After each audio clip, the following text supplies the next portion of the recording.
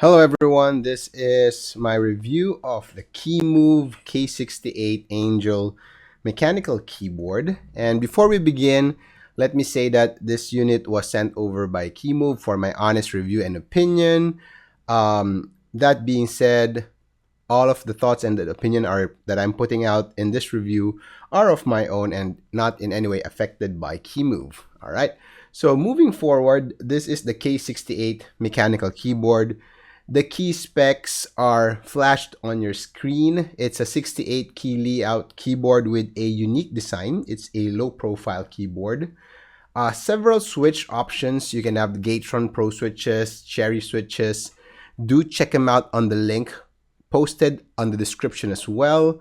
It features a hot swappable socket that is compatible with 3 and 5 pins, and it has PBT double shot low profile keycaps, 16.8 million of 19 RGB backlight effect and 5 colors on the side, silicone pad to reduce the noise, tri-mode connectivity, and a custom software for lighting, button functions, macro setting, music rhythm, and it's compatible for both Mac and Windows. All right, so that's a very long description that I had to read. With that being said, let's open the box and see what's inside. It's a very basic packaging. So inside we have the keyboard already assembled, no need to assemble anything. So once you open the box, you'll see that there's the USB dongle over here for the 2.4 gigahertz connection.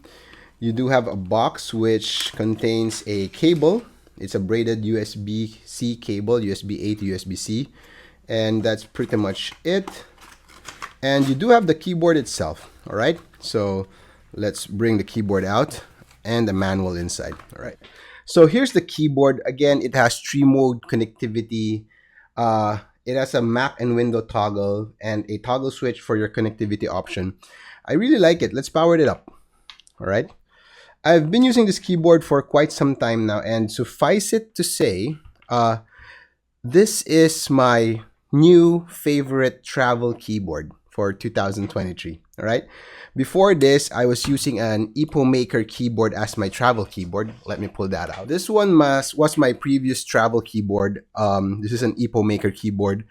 But after receiving the KEMOVE K68, I like it more for several reasons. So here are the things that I like about the keyboard. I love the design. It's very clean. It's white. And once the light goes up, really cool light show. I love the perky RGB as well as the side glow. Really nice. Especially when you're using this at night. It's really nice. Compared to my previous travel keyboard, this one has a more sleek design. It's lightweight, but it's not light. All right. It doesn't feel light. It doesn't feel cheap, but it's lightweight and it's slim. It's a low profile keyboard. It's slim. I love that I can place this easily on my travel bag along with my laptop when I travel. All right. Plus the fact that this has tri-mode connectivity, very awesome. All right. How does it type and how does it feel? And you know, if you're a constant follower of this channel, that those are the two most important things when I do my keyboard review. So here's my honest take on the keyboard. In the stock configuration, it types okay, all right? Again, this is a traditional tray mount design with a steel plate. You don't expect this to type very soft. It's going to be on the stiffer side of the typing experience, but I always say stiff is not bad. It depends on your preference, all right? It does have a silicone dampener, which works very well. Even though this keyboard is a plastic keyboard, it doesn't sound hollow, it doesn't sound plasticky, and that's a lot to do because of the silicone dampener. Again, nothing new. That technique has been present for a very long time, for quite some time right now in the keyboard hobby. So it's nice that they've incorporated that dampener into this keyboard. So here's the stock sound test.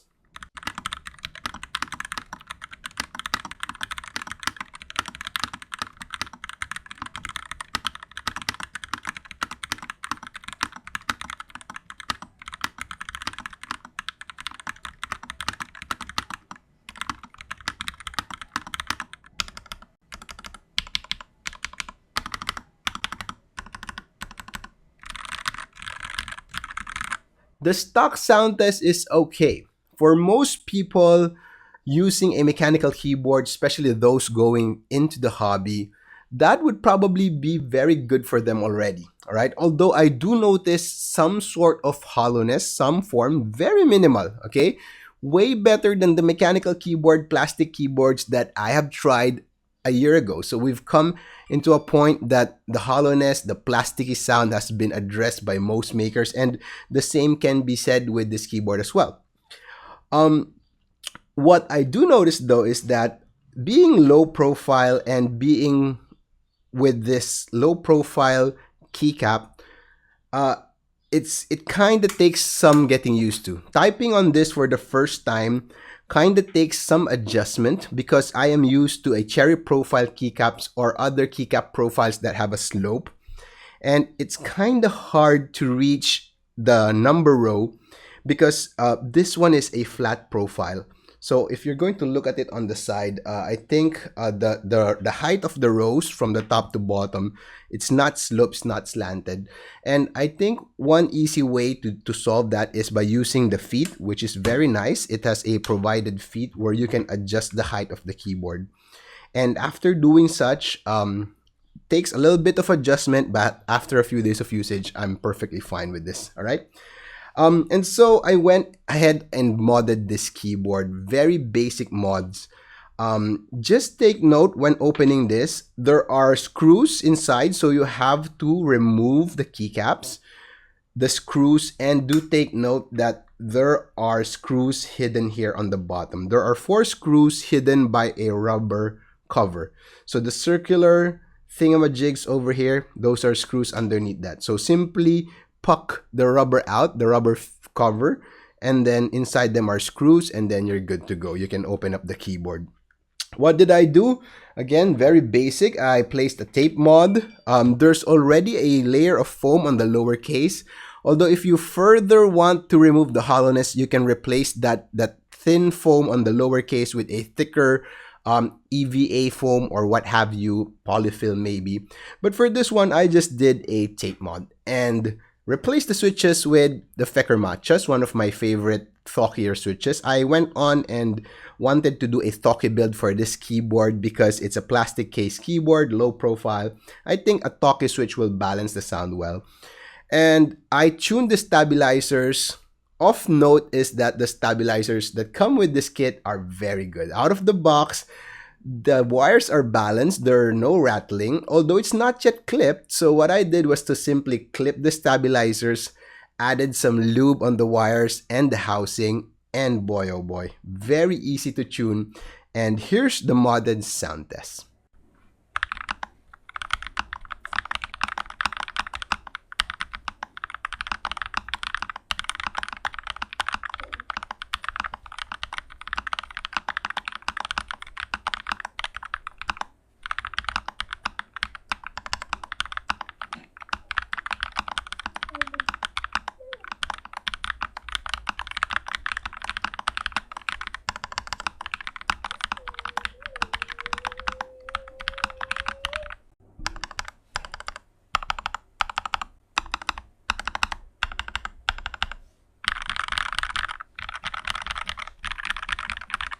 That is very good. That is very good for a keyboard at this price range. So again, depending on your option, this keyboard ranges anywhere from $69.99 to $149.99.